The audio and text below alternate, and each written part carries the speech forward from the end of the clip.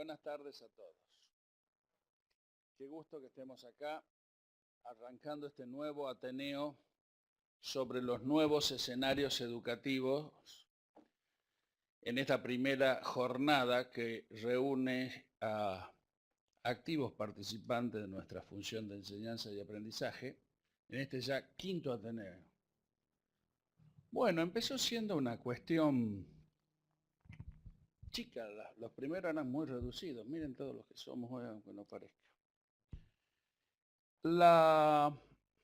Voy a ser breve porque estoy muy condicionado por los que lo organizan, amenazado de toda clase de impropiedad que me van a ocurrir si me excedo en el tiempo. Además, tengo un problema, sigue después que yo el señor rector, con lo cual simplemente 2 o 3 tópicos para ubicarnos en marco y en contexto. Estamos en un momento de muchas transformaciones en el sistema educativo. Algunas transformaciones macro, otras transformaciones específicas de los contextos en los cuales nos manejamos. A nivel macro hay todos ustedes conocen, un fuerte cambio de paradigma que más que con los TICs, con las pedagogías o con los medios, tiene que ver con las concepciones de las personas. Aunque no parezca, una enseñanza centrada en el estudiante, como se está planteando hoy, cambia completamente el paradigma de la educación. Y no es una cuestión solo de herramientas, es una cuestión de concepción del hecho educativo. Es una concepción de cómo encaramos institucional y personalmente la práctica y el objetivo de la enseñanza y aprendizaje. Centrar en quien aprende las cosas y no en la institución, en el plan de estudio o en el modo de emisión del conocimiento, es un cambio cualitativo fundamental. Ya no solo interesará qué conocimiento emito yo, sino qué y para qué sirven a quien los recibe los contenidos. La noción de un profesor magíster que emite solo conocimiento no desaparece, pero cada vez es más reducida a un pequeño grupo de eruditos, y el paradigma de un profesor facilitador, un profesor que acompaña un proceso de educción, cada vez es más mundialmente vigente en los distintos bloques educativos mundiales. La Argentina está en un proceso en este momento de transformación y asimilación, y en el territorio micro se está dando un especial contraste y un choque muy fuerte en esta cuestión. Quiero ser claro, mientras todo el mundo está innovando los paradigmas, mientras se está discutiendo cómo se van a usar el concepto de competencia, los sistemas de créditos, las tecnologías aplicadas al aula y demás, en la Argentina estamos por festejar con bombo y platillo la reforma del 18. Fantástico, me parece paradigmáticamente. Está bien. Es decir, el paradigma que representó aquello está bien históricamente. Ahora, representarlo como un ejemplo vigente para todo Urbi et Orbi, bueno, necesita algunas actualizaciones y revisiones. Resulta ser que desde Punta Arenas a Alaska, el sistema de medida, el conocimiento y contenido, hábitos, ya no se mide solo en conocimiento, hablamos de hábitos, virtudes, habilidades, que debemos nosotros transmitir a los alumnos en prácticas como, por ejemplo, en todos los planes de estudio, declamamos que tenemos que enseñar a los alumnos a trabajar en equipo, sinérgicamente todo, y tienen que atravesar 30 exámenes en solitario, sentado ahí. Bueno, esos paradigmas están vigentes en la República Argentina, muy fuertemente arraigados. Pareciera ser, acaban de aprobar, por ejemplo, los nuevos paradigmas para la carrera de abogacía, ¿no? Los estándares para contador y abogacía. Es la misma carrera que yo estudié hace 35 años y más, nada más que le han puesto la palabra TICS y responsabilidad social y derecho al consumidor. El resto es lo mismo. Siempre centrado un paradigma en un plan de estudios y en una emisión del conocimiento. Y eso es lo que, como propuesta, la tendencia internacional nos está proponiendo cambiar, centrando la mirada en quien aprende. centrando la mirada en el sujeto del proceso formativo. Y eso es un cambio cualitativo enorme. Decía que en la Argentina esto tiene una muy fuerte juego de contrastes, donde la Universidad FASTA en general y el rector en particular están librando una intervención decisiva en algunas cuestiones, ¿no? Hay nuevas reglas de juego que se están imponiendo, hay un nuevo orden que se está tratando de instalar en el sistema universitario argentino, no exento de crisis y contrastes, y en algunos procesos estamos teniendo como institución una participación importante. En todos los debates que se están dando en torno a estándares, competencias y demás, las actividades que hacen en el CRUP y en el CUP, el rector está trabajando activamente. Ayer estuvo siendo miembro informante en los sistemas de educación a distancia. ¿Ayer o anteayer fue? Anteayer. Representante del grupo de universidades en la reunión, ni siquiera era de universitario, era de todo el sistema de educación a distancia y nos tocó como institución ser una de las universidades representantes del sistema universitario. Estamos trabajando activamente con cuestiones como el suplemento al título, estamos trabajando activamente con cuestiones de empezar a formar un grupo de universidades que vislumbren los RTF. La vez pasada con el secretario académico tuvimos una interesante participación y fuertes debates con algunas universidades nacionales incluso, que muy ligado a otras universidades, que respecto al nuevo sistema de RTF. Ustedes saben que decía que de Punta Arenas o Alaska y desde Lisboa hasta Ucrania se llaman créditos. En la Argentina se llama RTF porque una interna política en el Ministerio de Educación hizo que le sonara mal la palabra créditos. Entonces inventamos un argentinismo, el RTF. Bueno, en ese contexto nos manejamos.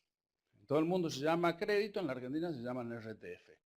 Finalmente la implementación termina en un sistema muy complejo, pero bueno, como el sistema genera oportunidad, y eso es algo bueno de la vida universitaria, estamos trabajando activamente con un grupo de universidades para generar, en base a estos nuevos paradigmas, un espacio de educación superior en la Argentina distinto, integrado por un grupo de universidades que busque nuevas prácticas y nuevos modos de realizar esta función docencia, nuevos modos de medir. Tuvimos recientemente una reunión con otras universidades, con directivos del CONFEDI, incluso con el decano de Ingeniería, trabajando en un proceso de ver cómo universalizamos las competencias que fue aprobando el CONFEDI. Estamos en un escenario móvil, como decía Rockefeller, en un mapa móvil. La geopolítica, decía Rockefeller, es un mapa en movimiento, ¿no? Estamos en este momento, en el contexto argentino, en un mapa en movimiento. Cuestan definir plazos y procesos porque están permanentemente emitiéndose resoluciones, mecanismos y aprobándose en nuevas instancias que nos obligan a salir corriendo. Se hace incluso a veces difícil construir una política cuando la prioridad está siendo permanentemente responderse. Pero cabe aclarar que hay una buena intención de generar un orden en medio de un proceso que a los argentinos nos cuesta el orden, lleno de sinsabores en algunos casos, pero que se está buscando empujar una transformación del sistema universitario argentino en este discurso. En este contexto, esto es una fiesta para nosotros. El hecho de juntarnos a ver prácticas, de buscar nuevos modos y mecanismos de enseñanza y aprendizaje, de compartir experiencias y tomar ideas, porque este es un espacio excelente para robar ideas, donde está permitido el robo de ideas, compartir experiencia, compartir metodologías, generar equipos y sinergias, es una fiesta. Nosotros propiciamos, tanto a nivel interno como con otras universidades, una cultura del encuentro. Encontrarnos para centrar esto en el eje central de nuestro estudio, que es que el estudiante sea graduado y ese graduado tenga determinadas competencias y sea un graduado universitario. Terminemos con lo que dice siempre nuestro padre fundador, que lo voy a decir porque el padre fundador, no sé cómo entra en el resto del discurso, pero va a entrar. Una universidad no es solo una expendedora de títulos. Y esta universidad no es una expendedora de títulos. Esta universidad es una casa donde se forman universitarios. Y nuestra responsabilidad es formar ante todo universitarios que después tienen profesiones determinadas. Ese es nuestro compromiso, esta es nuestra vocación y es nuestra responsabilidad. Formar universitarios. Y estamos acá tomándonos un paréntesis para ejercer como universitarios esta vocación de formar universitarios. Hay cosas, a veces, parar el tiempo a pensar es lo más propiamente universitario. Atender en emergente y urgencia es una cosa de todos los días. Pararnos y pensar y vislumbrar el futuro y construir política y dejar que la creatividad fluya y que se puedan construir realidades a partir de paradigmas que empujamos, es una gran oportunidad y una gran fiesta. Muchas gracias por estar acá. Vamos a disfrutar las cosas, vamos a aplaudir fuertemente a los que vengan acá y que esto sea una fiesta. Muchas gracias.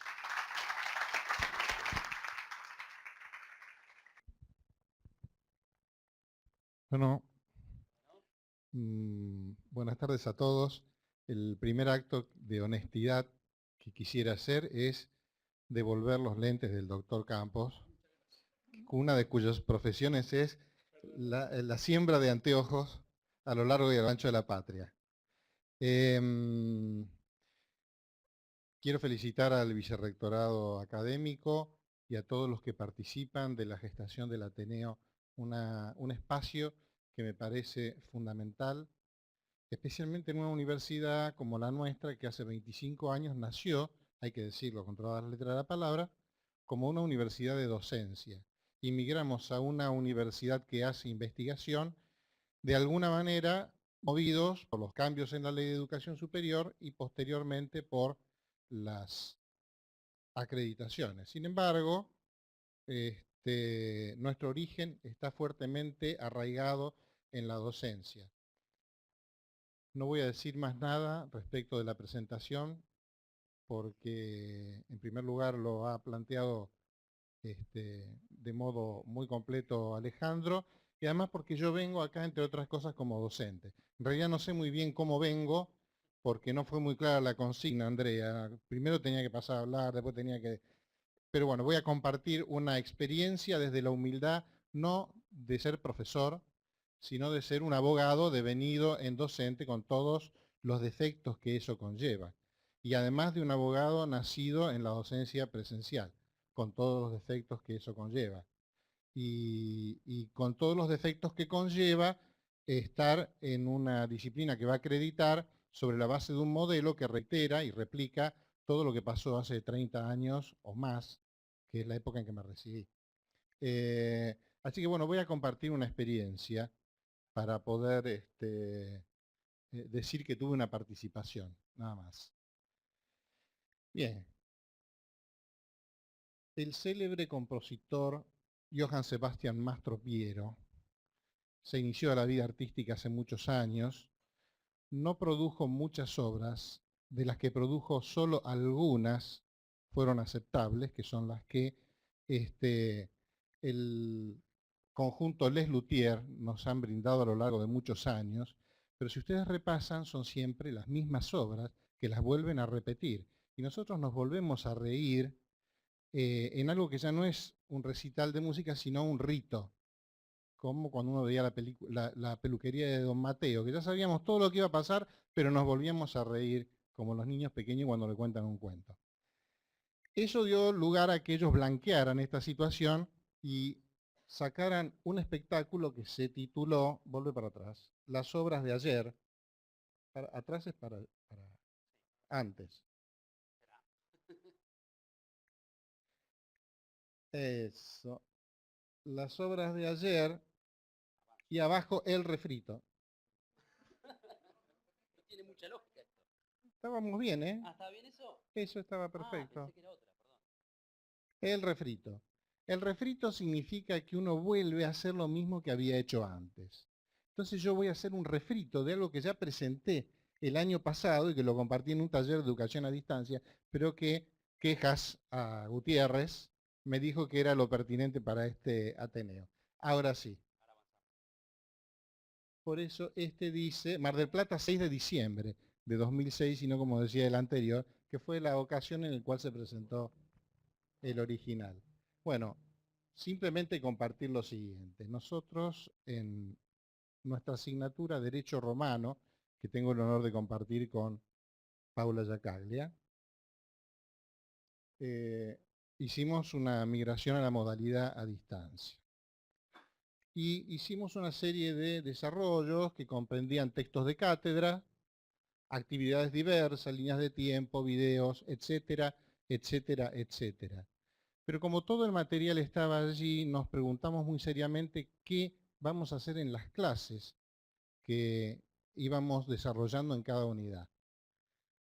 Y nos dedicamos a pensar cómo ayudarlo al alumno para comprender todo lo que le poníamos acá. Es decir, nuestra clase no replicaba el contenido, cosa que para nosotros no tenía sentido, sino que tratábamos de guiarlo en el recorrido. Y del enfoque que le habíamos dado al desarrollo empezamos a tener algunas devoluciones que nos resultaron interesantes. ¿No tenés el cosito ese que uno le hace así? Ahí está. Bien.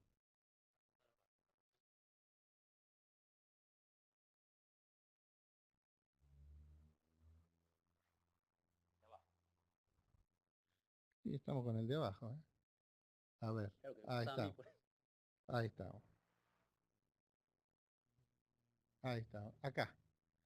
Buenas tardes. Me permito escribir para agradecer la manera en que son encaradas las clases, ya que es una herramienta que hemos venido solicitando en el resto de las materias. Celebro que se nos pueda brindar enlaces de video para ejercitar la memoria, sino también que en cada clase nos marquen los objetivos para cada una y una manera de acompañar el estudio. La educación a distancia muchas veces se torna complicada, etcétera, etcétera. Bueno, conclusión, la síntesis de la referencia del alumno apuntaba a un agradecimiento por los recursos didácticos, pero sobre todo a que en cada clase se nos marquen los objetivos. Creo que eso nosotros lo descubrimos, lo percibimos como un pedido especial de los estudiantes. Un ejemplo en la unidad 1,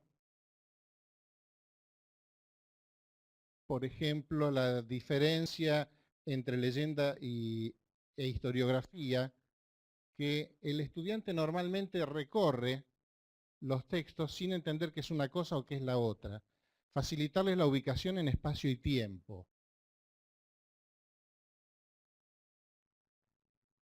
Para lo cual ya le habíamos dado los recursos, pero que él perciba la necesidad de lograr esta ubicación era algo que nosotros pensábamos que era importante y que finalmente creemos, por otras devoluciones que hemos tenido, que era muy importante. En cada texto les pedíamos a ellos, les proponíamos un recorrido para que aseguraran el conocimiento de alguna manera, con algunos recursos que son de profesor viejo, ¿no? Los expertos en ciencias de la educación dirán, "Bah, están descubriendo el agua tibia". Bueno, el agua tibia es una cosa buena, yo la digo así en términos de conocimiento vulgar, que según dice Aristóteles, es un conocimiento no menos importante, ¿no? Pero bueno, le aconsejábamos una serie de recursos para que ellos pudieran fijar los conocimientos y orientarse, pero sobre todo, tengo una anécdota con colocar monedas en... Le explicábamos, para orientarlos en la consigna, qué es cada cosa. Por ejemplo, cuando le vamos a pedir una definición, el alumno no sabe qué es definir, ni sabe cómo se construye una definición. Y normalmente falla después en el examen cuando no está a su alcance ni interpretar lo que se le pide, ni replicarlo. Entonces, íbamos tratando de explicarle qué es cada cosa y ejemplificarlo. Por ejemplo,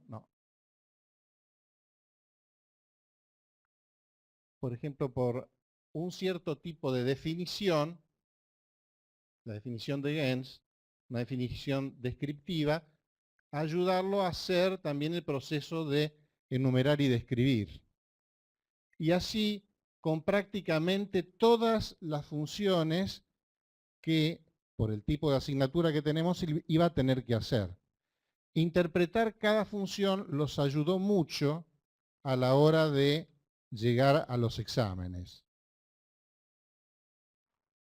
Algunos consejos que insistían sobre lo que ya habíamos dicho en la unidad anterior, es decir, ponerlos en situación de que tengan que hacer una devolución, que ellos mismos puedan controlar, porque algo muy frecuente en el derecho es que el estudiante se sienta y hace una lectura de corrido, a veces con poca atención en lo que está leyendo, piensa que el proceso volumétrico es el que justifica que ya han estudiado. Cantidades de páginas es estudié. Y con haber leído no estudiaron. Y a veces con haber estudiado no quiere decir que vayan a aprobar. En cada unidad le planteábamos qué había que resolver respecto de cada tema. Por ejemplo, describir tal o cual cosa, enumerar y describir, distinguir, etcétera, etcétera, aplicado ya al contenido específico de cada unidad. Acá continúa la cosa. Bueno, esta es la síntesis breve de cómo nosotros fuimos adaptando los contenidos de las unidades y fuimos pensando las clases no como una reiteración de contenido, sino principalmente como una guía de la cual he sacado estos pequeños puntos de las otras unidades para ejemplificar qué es lo que nos interesaba a nosotros. Bueno, nada más. Julio César saludando. Perdón, Augusto.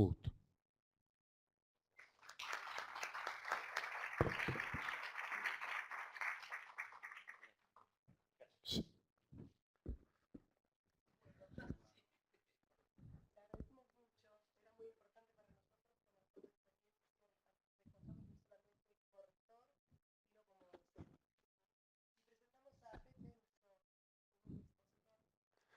Bueno, buenas tardes, hola a todos. Bienvenidos otra vez. Es un placer estar acá. Agradezco a todos los que han cometido la irresponsabilidad de convocarme. Pero acá estamos para hacerlo de la mejor manera posible. Elegí un título que es casi una provocación módica, chiquita, nada del otro mundo, pero que tiene que ver con lo que nos pasa. Volvemos al principio. La presentación es Socorro. ¿Quién se llevó mi escritorio? ¿Sí? Hay parte del escritorio que tendría que irse, pero bueno, algo falló en la presentación. El escritorio, más allá del mero mueble, para mí era el símbolo para ejemplificar que lo que nos pasa a los docentes en esta época es que nos encontramos ante un escenario totalmente nuevo, cambiado, muy distinto al que nos tocó a nosotros como alumnos, que cambia constantemente, ese cambio no se detiene, no es que ya tenemos un cambio y es esto y nos adaptamos a esto y seguimos, sino que sigue cambiando y con suerte ejerceremos la profesión en unos cuantos años más y volverá a cambiar todo el tiempo. Bueno, la mala noticia de esta nuestra época es que es una mala noticia, entre comillas, es una buena noticia en realidad, pero una mala noticia también, ya van a ver por qué, es esto. El concepto del liderazgo automático por autoridad es historia, ¿no? Ese escritorio es el lugar simbólico, ese púlpito en el que el profesor llegaba con su sabiduría, porque era el profesor biblioteca, el que tenía toda la información, y nosotros teníamos que ir, sentarnos ahí y simplemente escuchar y aprender y respetar, solo porque era el profesor. Bueno, no existe más, ¿no? Hoy tenemos una audiencia que nos interpela, que nos obliga a estudiar, a aprender, y me parece que si bien eso puede marcar una cierta dificultad, un cierto ponernos en una zona más incómoda, también nos invita a nosotros a aprender. Y eso es fantástico, realmente que podamos disfrutar de ese ida y vuelta y mantenernos jóvenes todos, ¿no? Chupando esa energía a los pibes que que nos muestran el nuevo mundo y que nos enseñan un montón de cosas que necesitamos saber, me parece que es fantástico, por lo menos lo vivo así, no sé si coinciden, es siempre estimulante y muy gratificante. Bueno, el concepto de liderazgo automático por autoridad es historia, ¿no? Hoy tenemos que liderar con buenas artes y con buenas armas y tenemos que aprender en eso a comunicar, que es el tema central de esta charla. Bueno, seguimos. Muchos de nosotros somos sobrevivientes exitosos del paso del mundo analógico al digital, ¿no? Estudiamos con los libros, la enciclopedia que estaba en casa, de años y años y años, muchas con conceptos equivocados, ¿no? Cuando empezamos a ver que la web y internet irrumpían nuestras vidas, decíamos, qué bárbaro, buscan en Wikipedia, qué terrible, buscan en internet en vez de ir a los libros. Y si se acuerdan, digamos, teníamos libros muy vetustos en casa, ¿no? Yo recuerdo viejas colecciones de enciclopedias que si las ves hoy, decís, esto aprendíamos. Bueno, hoy tenemos esta enorme biblioteca de Alejandría, por supuesto, ya es un hecho, ya está impuesta, no hay nada que agregar de eso. ¿Y nuestro rol cuál es? Poder mostrar un camino, convertirnos en facilitadores y enseñar a buscar y a encontrar los contenidos pertinentes y sobre todo a poder analizarlos, a pensar. Ese es el maravilloso camino que me parece que tenemos hoy. Obviamente tenemos que saber de qué hablamos, tenemos que traer los contenidos, tenemos que abrir puertas y ayudar a abrir puertas. Siempre en esta conexión con los chicos, que como decíamos o decían al principio, son hoy el centro del sistema. Hoy enfrentamos un cambio de una intensidad que ni siquiera podemos imaginar. Nos venimos sorprendiendo de un cambio que ya tiene un tiempo, pero lo que viene es inimaginable. Tiene una potencia muy superior a lo que vivimos hasta ahora y se produce minuto a minuto, ¿no? Hoy hablamos de inteligencia artificial, de qué vamos a vivir, de qué vamos a trabajar, cuántos trabajos van a ser reemplazados, cuál va a ser el mundo. Entonces hoy nos dicen, no, dentro de 20 años van a desaparecer el 70% de los trabajos y mañana serán 5 años. Y llegaremos a ver ese mundo, seguramente. Esa es la intensidad y eso es a lo que nosotros, muchos de nosotros, que venimos del mundo analógico, nos enfrentamos hoy. El mundo cambia, la audiencia cambia. Nuestra audiencia cambió y cambia todos los días y va a seguir cambiando. Nosotros tenemos que ser flexibles. Esa es nuestra primera obligación y más que una obligación. Es la condición que tenemos que tomar, esta flexibilidad, para poder nosotros también ser felices con lo que hacemos. No se trata ya simplemente de cumplir bien nuestro trabajo. Se trata de que podamos disfrutarlo y ser felices porque tenemos derecho a eso, ¿no? De disfrutar y ser felices. Esa flexibilidad es la que exige este mundo de hoy. Lo único que puede salvar distancias es la comunicación. Es la única cosa, ¿no? Cuando doy mis charlas y el curso de oratoria, expresión corporal, pongo como eje central en nuestra vida la comunicación. Central para todos y para todo, ¿no? Aquella cosa que vivíamos nosotros. No, este profesor es un genio, sabe un montón sabe. ¿Sabes qué? Premiado, hizo trabajo de investigación, pero no sabe enseñar, ¿no? Lo hemos dicho nosotros, nos lo han dicho a nosotros. ¿Por qué? Porque en realidad había alguien ahí retraído que no sabía comunicar, que no sabía leer a su audiencia, ¿no? Los que venimos y trabajamos en medio de comunicación, en comunicación lo sabemos. Ya no sirve abrir la puerta de mi kiosco, sea el medio que sea, y esperar a que venga la audiencia. Tengo que ir a donde está la audiencia. Esto es lo que me enseñó Internet. Tengo que ir a donde está la audiencia. Tengo que ir a buscarla, segmentarla. No existe más acá estoy y vengan todos, ¿no? Hace tiempo. Bueno, lo único que puede salvar la distancia. ¿Por qué? Porque somos comunicadores, básicamente. Somos seres sociales y eso es lo que somos. De eso estamos construidos y eso nos completa como como personas. Somos comunicación. No somos ninguna otra cosa. Somos relaciones interpersonales. Y es imposible no comunicar, ¿no? El silencio va a hablar por nosotros, un mal gesto va a hablar por nosotros, quedarnos escondidos detrás del escritorio va a hablar por nosotros. No salir a entender y a buscar a nuestra audiencia va a hablar por nosotros. Como es imposible no comunicar, lo que hay que hacer es tratar de hacerlo lo mejor posible. El clima del aula depende directamente del vínculo docente-alumno. ¿No? Obviamente que hay factores externos, que también está la institución, la situación de cada pibe, nuestra situación, está claro, pero esa relación estrecha ahí depende de nosotros, del vínculo que nosotros logremos tener con esos alumnos, de esa relación interpersonal, de ese vínculo. Y eso depende centralmente de nuestra capacidad de comunicar. Nuestro escenario, el que nos toca, es lo que decíamos recién. Ya no somos el profesor biblioteca, ¿no? El que sabe todo y el que viene acá a darte sus conocimientos y vos escuchás atentamente, callado la boca, y después estudiás para el examen. Tenemos que convertirnos en facilitadores. El nexo entre nuestra audiencia, nuestros alumnos y esos conocimientos. ¿Dónde ir a buscarlos? ¿Cómo analizarlos? Y sobre todo, recibir de nuestros alumnos lo que tienen para decirnos. El alumno nos interpela y exige creatividad. Además, ¿cómo presentamos las cosas, no? Ya lo sabemos, nuestra audiencia está súper estimulada, tienen acceso a una cantidad de entretenimiento y de imágenes y de presentaciones que son increíbles. Bueno, tengo que tratar de generar mis espacios de creatividad para llegar, para comprender ese lenguaje. ¿No? Que no significa, obviamente, entrar al aula que hace chabón o manda gato, ¿no? Pero sí tratar de entender ese lenguaje y ver cómo lo presentamos. ¿Qué puede hacer la comunicación por mí? Bueno, todo, absolutamente todo. A ver.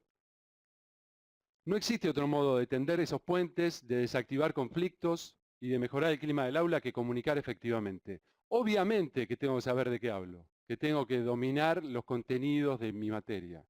Eso está claro. ¿Sí? No, un buen comunicador sin contenido va a ser simpático unos minutos y después se va a caer como un castillo de naipes. Ahora, alguien que sepa mucho y no logre comunicar, va a tener serias dificultades. Va a tener problemas con los alumnos y con él mismo. No lo va a disfrutar, no va a generar ese clima necesario. ¿Cómo nos comunicamos con los millennials? Ese tema, ¿no? Esos pibes siempre insatisfechos, metidos en su mundo, que no se despegan del teléfono celular, que quieren otra cosa. ¿Cómo nos comunicamos con los millennials? Bueno, el primer paso es pensar en eso. ¿Qué quieren estos chicos? ¿Qué están esperando? ¿Qué puedo darles? ¿Qué puedo hacer por ellos? ¿Y qué pueden hacer ellos por mí? La piedra fundamental de todo esto es la comunicación. Pensar en eso es el primer paso. Y el paso número 2, salir de la queja. ¿No? Estos pibes no les importa nada, no tienen ganas, quieren todo servido. Todas las cosas que alguna vez hemos dicho que en alguna charla con algún otro profe. Todas esas cosas que sabemos que existen, que nos chocan por este choque generacional, por estos cambios brutales, pero que no hacen que esos pibes sean malos o que lo que ellos viven y cómo lo viven no sirva. Simplemente que es otra cosa, cambió y tienen otras necesidades. Salir de la queja es lo primero, decir, bueno, ¿qué puedo hacer yo por ellos? ¿Qué pueden hacer ellos por mí? ¿Y qué puedo hacer para mejorar el clima del aula? ¿Qué puedo hacer hoy para que se lleven algo de acá que sea más que datos? ¿No? Nuestro rol fundamental, estoy convencido, es resultar y convertirse en facilitador, abrir puertas, inspirar y ayudar a comprender esos datos que están ahí. Poder analizarlos, poder ubicarlos, como decía recién el rector, poder ubicarlos, poder relacionarlos y poder utilizarlos. Salir de la queja, es indispensable conocer a nuestra audiencia, saber qué hacen, qué buscan, qué quieren, qué sueñan, es fundamental para poder generar esos lazos que se logran con la comunicación. Y lo primero para esto, para conocer a la audiencia, ¿qué es? El primer acto de la comunicación, ¿cuál es? Escuchar. La oreja es la primera herramienta de la comunicación. escuchar es fundamental. Escuchar, que es mucho más que oír, que dejar la cara. Escuchar es escuchar, comprender lo que el otro dice, vivir este momento, entender que es este momento y que tengo que estar atento a esa conversación. Y escuchar es más que el acto de la charla y escuchar. Escuchar es poder leer a mi audiencia, poder saber qué quieren, qué hacen, qué contenido y qué presentación de ese contenido los estimula más. Poder hacer un escaneo constante para poder ir modificando el modo de presentar los contenidos. Todo eso es comunicación. Y lo primero es escuchar. Escuchar genera empatía, escuchar tiende puentes y escuchar me ayuda a mí a obtener información, la información que necesito. Un buen líder siempre escucha, siempre escucha. Un buen líder siempre escucha, siempre sonríe, siempre es amable, siempre es afable, siempre deja las emociones afuera en un hecho de comunicación interpersonal, los preconceptos. Todo eso es escuchar, es lo que llamamos la escucha activa. ¿Sí? Poder sacar los preconceptos, ¿no? Los millennials no le importa nada, bla, bla, bla, bla, sacarlo, correrlo y escuchar a ese pibe, a esos pibes, a ese aula, a esa audiencia, es fundamental. Un buen líder siempre escucha. ¿Quiere decir que va a hacer siempre lo que digan los demás? No, de ninguna manera. Pero va a dejar claro que escuchó, que comprendió y después tomará decisiones en base a su responsabilidad también. La lista básica del buen comunicador, la escucha activa, lo que decíamos recién, con todos sus componentes, la confianza en sí mismo, el contacto visual. ¿Sí? Vemos muchos profesores de cabeza baja, de no mirar, de poco movimiento en el aula. Hay que aventurarse al aula, ir hasta el fondo, acercarse, charlar, darle volumen a los gestos, mantener contacto visual con todo el auditorio, siempre escuchar, siempre sonreír. La postura corporal, salir de la vergüenza, del cansancio, programarse para eso, estar siempre activo, con una buena predisposición corporal, entregando nuestra parte frontal al resto de la audiencia, dándole volumen a los gestos, haciendo que nuestra voz llegue, que se comprenda nuestro mensaje. El gesto amable es parte de eso, por supuesto, también. Esa es la lista básica de las cosas que tenemos que empezar a hacer. Siempre ir a donde está nuestra audiencia, ¿no? Es lo que decía, la comparación con los medios de comunicación. No puedo más quedarme a esperar a que vengan al pie. Decir, bueno, ellos son los alumnos, vienen a aprender, yo leo, cuento y ellos se encargan, ¿no? No existe más, se cayó con el viejo modelo. Tenemos que ir a donde está nuestra audiencia. ¿Qué significa esto? Tender los puentes de comunicación con información, habiendo escuchado a nuestra audiencia y sabiendo qué quiere, cómo lo quiere. ¿Qué puedo hacer yo? ¿Qué puedo hacer yo para que esa gente, que hoy es central en el nuevo paradigma de la educación, se lleve algo? Facilitar e inspirar son las palabras que me gusta usar y las que ya se han usado. Facilitar e inspirar. ¿Sí? Inspirar para que nuestra audiencia, los alumnos sean curiosos, quieran aprender, busquen, relacionen, traten siempre de comprender y de llevar a la práctica. Y facilitar, por supuesto, es parte de eso. Guiar para saber qué contenido es pertinente, cómo leerlo y cómo clasificarlo. Ya vamos terminando. Les dejo esta carta con la que suelo terminar. Anímense a dejar el escudo que les brinda esa falsa ilusión de protección y superioridad. Lo único que hace es evitar que la comunicación fluya y que los alumnos saquen conclusiones erróneas sobre usted. Aventúrese a territorios poco conocidos para hacer los suyos. Aproveche para mirar a los ojos, acercarse y tender puentes duraderos. Muchas gracias.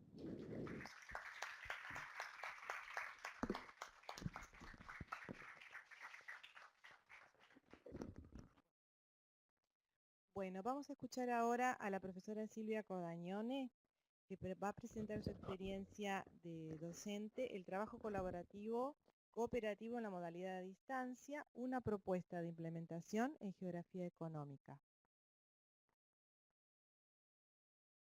Bueno, buenas tardes a todos. Como dijo el señor rector, yo también armé un refrito. Así que para los que han estado en algún curso hace unos días, han visto también la presentación.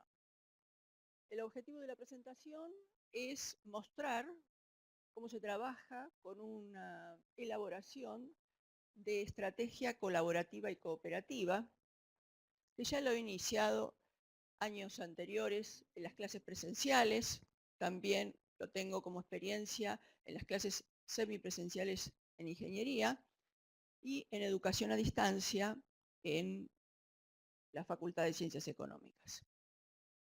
Con respecto a esta presentación, en primer lugar voy a fundamentar el tema del aprendizaje, el tema de cuál es el rol del docente, cómo centrarse en el alumno, cómo evaluar, y después que les cuente todo eso, animarlos a los que no han hecho una práctica de una estrategia colaborativa cooperativa, a hacerla. Sí, pero bueno. Bueno, voy a intentar reducir. Bueno, estas serían entonces las palabras claves, donde el rol del docente es muy importante para el acercamiento a cuáles son las necesidades y cuáles son las capacidades que va a desarrollar la asignatura a partir de las competencias presentadas por la facultad. Bueno, en primer lugar, un planteo general de cuál sería el concepto de educación, donde se desarrollaría una interacción entre el alumno y el docente, entre los alumnos, y también tener en cuenta que el alumno aprende de todas las situaciones. Aprende de los objetos, aprende de las situaciones que pueden ser y se le pueden acercar de distintas maneras a él. Entonces, ¿cuáles serían esos conceptos a partir del aprendizaje? El docente pasa a ser una persona que va a mediar entre los conocimientos que propone acercarse a los alumnos y cómo puede llegar a esos conocimientos. Se pone énfasis en el aprendizaje. Al poner énfasis en el aprendizaje estamos distinguiendo al alumno y también qué es lo que va a hacer con ese conocimiento. Se aprende más haciendo que leyendo.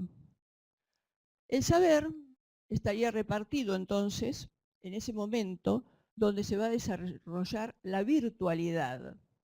En este caso, a partir de un documento Google, se van a desarrollar actividades de reflexión, de aprendizaje, de fijación, y dentro de ese documento van a aplicar distintas estrategias.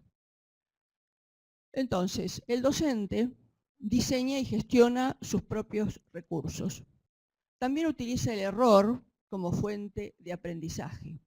No solo lo va a utilizar el docente, sino también el alumno, porque va a insistir en varias circunstancias para poder llegar a aprobar esa presentación que tiene que lograr con éxito. No con una calificación numérica, sino simplemente con un aprobado o desaprobado. Pero lo importante está en esa ejercitación de esa equivocación para poder llegar al éxito de lo que se presenta. También se fomenta la autonomía del alumno y de alguna manera las TIC están integradas al currículum. Por otro lado, la evaluación es parte como un proceso de aprendizaje y viendo las distintas formas de esa presentación que realiza el alumno. En síntesis, si partimos del docente, el docente tiene que tener un manejo de la disciplina, en primer lugar. En segundo lugar, ver dentro de ese entorno virtual en qué momentos va a lograr el entorno virtual. Y va a lograr el entorno virtual cuando los alumnos estén trabajando y también pueda asesorarlos, orientarlos y realizar una facilitación de esos conocimientos. También aplicará competencias disciplinares, pedagógicas, comunicativas y tecnológicas para esa aplicación.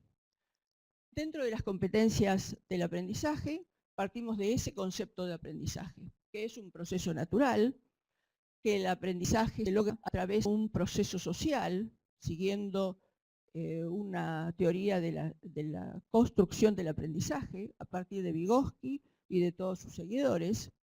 El aprendizaje es un proceso activo, es un proceso disruptivo, de acuerdo a lo que estuvimos planteando, que el alumno puede aprender en todo momento.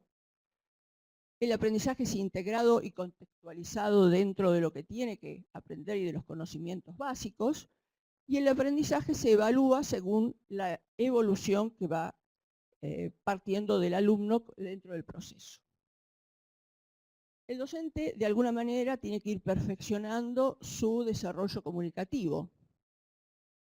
Y ese desarrollo comunicativo, con la presentación de distintos textos, con competencias en comunicación, recursos verbales y comunicación audiovisual, con comunicaciones utilizando nuevas tecnologías.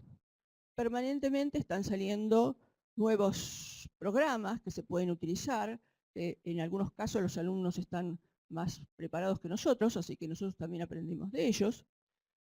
Y por otro lado vamos a aplicar esa tecnología, pero la disciplina va a ser siempre lo más importante, es decir, cómo le llega ese contenido a ese alumno. Cualquier docente puede alcanzar las competencias que propone la facultad en una manera progresiva dentro de su disciplina. Dentro de lo que estamos planteando en este momento de ese trabajo colaborativo, le va a facilitar al alumno la construcción de nuevas ideas, esa construcción de ideas que la hace junto con sus pares, en los foros, por ejemplo, en un blog que puede habilitar un docente, en un foro participativo, e intenta ese trabajo cooperativo desarrollar habilidades socioafectivas. Los alumnos deben ayudarse entre ellos y así logran los objetivos, y mientras que uno a lo mejor le cuesta una situación, el otro puede ayudarlo para poder avanzar. También se aplica un trabajo colaborativo. El aprendizaje colaborativo tiene como objetivo lograr que todos apliquen la metodología en función del bien común. Todo esto que se está presentando, además de las teorías pedagógicas, también se puede apuntar a la propuesta que hace la universidad. Ya desde la resolución 312 del 2011 plantea cuál es el concepto de aprendizaje y donde el aprendizaje colaborativo es el que habría que aplicar. Entonces, a partir de este autor, hablamos que los principios del trabajo colaborativo son la interdependencia positiva, la interacción cara a cara, que es difícil lograr a la distancia, pero en muchos casos se logran más resultados de los que uno espera. La responsabilidad individual, el desarrollo de habilidades sociales y la autorreflexión del grupo. Esa autorreflexión del grupo que también la va a hacer el alumno, o sea que logra una metacognición donde va analizando cómo va avanzando su proceso educativo. En este caso, como les decía, se aplica un documento Google y el objetivo sería vencer las distancias, lograr la virtualidad, relativizar el tiempo y el espacio y lograr dentro de ese documento un lugar de encuentro. Los alumnos,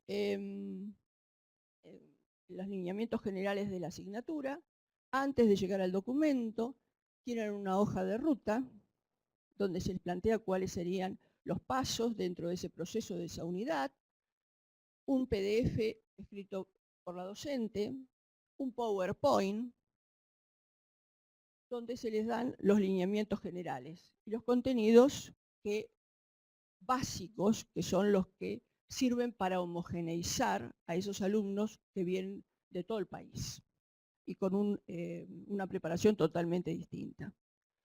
Por otro lado, ¿cuáles serían las tareas previas para iniciar ese documento Google? En primer lugar, hay que armar agrupamientos dentro de la plataforma. Esos agrupamientos, como los grupos en educación presencial, se van reagrupando de acuerdo a las necesidades, de acuerdo a las posibilidades. Hay alumnos que abandonan, otros que se van de viaje y faltan 15 días, y entonces se tienen que reintegrar a otro grupo que ha quedado atrás. Entonces el trabajo es constante del docente, preparando ese agrupamiento. Presentar a los alumnos el listado de ese agrupamiento en primer lugar. Una posibilidad muy democrática es presentarle un documento Google donde los alumnos se van ofreciendo para trabajar. Hasta ahora no he tenido mucho éxito con eso. Así que en primer lugar les ofrezco que se anoten y después salomónicamente armo los grupos. Los grupos, para cualquier pedagogo que escuche, me criticarán porque son grupos con muchos participantes. El número al cual lo he estado trabajando es con 10 alumnos, porque algunos bajan, otros intentan entrar en otro momento, y entonces ese agrupamiento de 10 alumnos quizás termine el trabajo siendo 6 personas. De cualquier manera, el trabajo está preparado para 4. Entonces trabajan holgadamente. ¿Qué experiencia tienen los alumnos en trabajo colaborativo y cooperativo? Ninguna, la misma que hemos tenido nosotros cuando íbamos al secundario. O en primaria, que también nos hacían trabajar en equipo. Lo primero que intentan es repartir las tareas. Ese no es el trabajo colaborativo ni cooperativo. Es decir, puede ser el paso inicial, pero después hay que trabajar con acuerdos, hay que reflexionar sobre lo que se ha escrito y sobre todo llegar a un punto donde estén todos de acuerdo con la presentación que le hacen al docente en el cronograma previsto. Por otro lado, es importante el armar un foro donde cada agrupamiento va facilitando las posibilidades que tienen y si se les presentan dificultades a través del foro de consultas permanentes pueden dirigirse a los docentes. Otras de las situaciones del docente frente a ese foro es observar las acciones que van teniendo los alumnos y las actividades. Esas actividades van a estar en desarrollo de las capacidades propias de la asignatura y en concordancia con las orientaciones de la facultad. Bueno, esto lo puse a mero título de que si a alguien le interesa saber cuáles son las capacidades a desarrollar. En cuanto al aprendizaje que van a realizar dentro de esa actividad, son múltiples. Por ejemplo, van a organizar el tiempo. La primera situación que se presenta es algún alumno que dice, yo trabajo, no puedo acordar tiempo. Justamente la educación a distancia es lo que posibilita que dentro de la semana, en algún momento, se integre, entre y converse con los demás. La toma de decisiones, la lectura comprensiva que tienen que haber hecho a los textos que se le presentaron antes de iniciar el trabajo, y también iniciar el tema de investigación. Porque a partir de esos conocimientos básicos se inicia una investigación a otros temas que en algunos casos son problemas para resolver. Por ejemplo, buscar una estadística, interpretar la estadística, representar a lo mejor con un Excel, con un gráfico, resolver problemas, aplicar las normas APA que tanto nos está costando, iniciarlos, porque son alumnos de primer año. Entonces, si todos los profesores de primer año vamos orientándonos en lo mismo, podemos llegar a fin de año muy contentos con todo lo que hemos logrado. Por otro lado, la redacción, por ejemplo, de un artículo periodístico. Y sobre todo, responsabilizarse en qué y cómo aprender. Por otro lado, ver esas evaluaciones que se van haciendo de los trabajos, donde los alumnos comparten. En algunos casos están de acuerdo, en otros casos no están de acuerdo, miran cómo lo pueden resolver. La presentación, por ejemplo, de una infografía después de un texto que se ha leído, de una red conceptual, todo eso son actividades propuestas en ese Google. Bueno, ya podemos llegar, después de todo eso, a qué conclusiones hemos llegado después de esta práctica durante 3 años en educación a distancia. Por un lado, se crea un aprendizaje dialógico, es decir, que favorece, como les decía, la metacognición, donde el alumno va analizando su proceso. Más que mirar hacia afuera, es mirar qué le está pasando con esa asignatura, cómo va avanzando, cuáles son las dificultades, y es interesante ver que a lo mejor uno se ha esforzado mucho en que aprendan un contenido y después el alumno dice, ay, lo que más me gustó fue hacer la infografía, profesora. Entonces, bueno, a veces en su expresión le queda más la técnica que aplicó que a lo mejor el conocimiento. La propuesta tiene base científica. Se genera en un espacio académico dentro de las resoluciones y la orientación que está dando la universidad. Por otro lado, la flexibilidad del tiempo hace posible que el alumno se conecte, aunque se conecte poco, pide sus disculpas y en algún otro momento a lo mejor asume mayor responsabilidad. Por otro lado, esa responsabilidad y ese compromiso no es solo con el docente, que el docente pasa a ser un facilitador, sino que el mayor compromiso lo logró con sus pares. Bueno, y todo no es color de rosa. También se presentan algunas dificultades. Se generan algunas resistencias para lograr la participación en grupo. Hay algunos que nunca han trabajado en grupo, algunos que no quieren trabajar en grupo. Lo mejor que se puede hacer es decirle, bueno, si no querés trabajar, este primer trabajo, hacelo solo.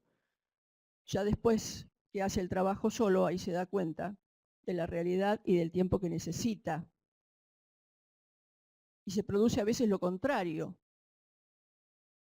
Alumnos, me ha pasado esto en la presencial, donde alumnos me dicen, las tareas individuales me cuesta hacerlas, profesora, pero las tareas que con la participación de mis compañeros las hice felizmente. Entonces son situaciones distintas. Como todos somos distintos, todas son distintas las reflexiones. Otros son individualistas y para nada quieren salir de su etapa de confort. Entonces no son flexibles, están preparados para el cambio. Pero nosotros tenemos que tener en cuenta una situación. Nosotros no actuamos como psicólogos.